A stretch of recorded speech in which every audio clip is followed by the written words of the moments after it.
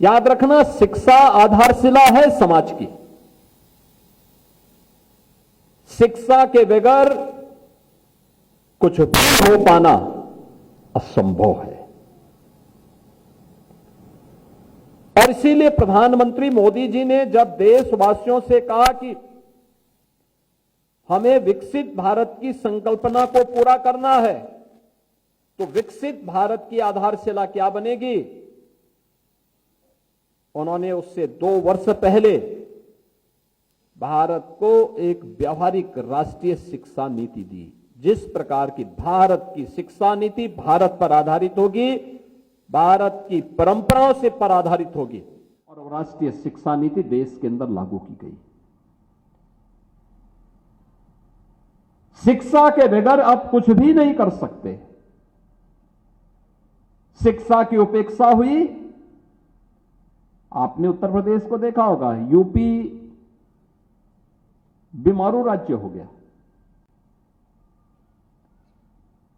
उत्तर प्रदेश के नौजवानों के सामने, आप जितने शिक्षक यहां पर हैं, आज से 8 साल 9 साल पहले आप भी नौकरी के लिए जब इधर उधर जा रहे होंगे, भटक रहे होंगे, यूपी के बाहर आपके सामने पहचान का संकट आया था। लोग आपको भेद इससे देखते थे। आज मैं मानता हूं, पिछले 9 वर्ष में डबल इंजन सरकार ने जो प्रयास किया, अब कोई आपको पहचान के संकट से गुजरने की आवश्यकता नहीं। आज शिक्षा पर दिया गया ध्यान, शिक्षा पर किया गया कोई भी निवेश कभी व्यर्थ नहीं जाता है, और व्यर्थ न जाए इसके लिए सरकार ने अनेक कदम उठाए हैं। शिक्षा का उन्नयन हुआ, उत्तर प्रदेश अब तेजी के साथ दौड़ता हुआ दिखाई दे रहा है। आज आप देख रहे होंगे यूपी के अंदर माध्यमिक में नकल मुक्त शिक्षा, कोई नकल नहीं।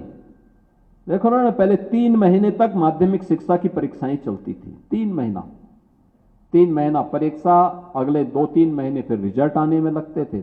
आधा साल तो गया, बाकी जो बचता था उसमें कुछ पर्व और त्योहार हो गए, कुछ अन्य कोई बात हो गई। पढ़ाई होती कब थी? बड़ी विचित्र सी स्थिति थी। परीक्षा के लिए 3 महीने का मतलब क्या? और मैं अभिनंदन करूंगा उन सभी शिक्षकों का और उन सभी अधिकारियों का जिन्होंने इसको कम करते करते करते मात्र 14 दिन के अंदर माध्यमिक शिक्षा की सभी परीक्षाएं संपन्न होंगी। अगले 15 दिन के अंदर परिणाम भी आ रहा है।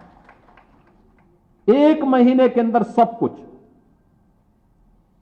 56 लाख बच्चे उसमें परीक्षार्थी के रूप में शामिल होते हैं। नकल मुक्त परीक्षा। और नहीं तो पता लगता था कि दूसरे राज्यों के लोग आ रहे हैं परीक्षा देने के लिए, तो वाराणसी नहीं आते थे, लखनऊ नहीं, गोरखपुर सिटी में नहीं, कानपुर में नहीं, गाजियाबाद, गौतम बुद्ध नगर या मेरठ में नहीं। वे परीक्षा देने के लिए कहां से आते थे? वो दूर दराज से, कोई हिमाचल से, कोई जम्मू कश्मीर से, कोई पंजाब से, कोई अन्य राज्य से। और कहां देने के लिए आते थे? बलिया में, गाजीपुर में, आजमगढ़ में, मऊ में। अबे हमने कहा मऊ और आजमगढ़ और बलिया क्या इतने ज्यादा शिक्षा के क्षेत्र में आगे बढ़े हैं क्या? काशी तो मैं मानता था, प्रयागराज भी हम मानते थे। तो हमने कहा भी कोई दाल में काला जरूर है, और तब हम लोगों ने इस अभियान को चलाया। आज देखते होंगे सब ऐसे कुकुरमुत्ते सब बंद हो गए, वे सब अड्डे बंद हो गए।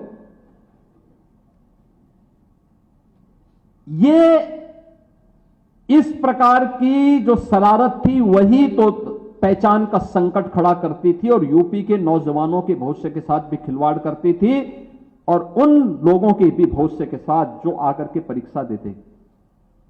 मैंने कहा भी वो परीक्षा तो कहीं भी दे सकता है। जब हम लोगों ने उसकी तह में गए तो पता लगा नहीं साहब, वो तो ठेका देता था, वो परीक्षा देने थोड़े आता था, उसके पास सर्टिफिकेट पहुंच जाता था। बड़ी विचित्र सी स्थिति है। इसीलिए तो यूपी के एक नेता ने कहा था कि भाई नकल करना हमारा जन्मसिद्ध अधिकार है।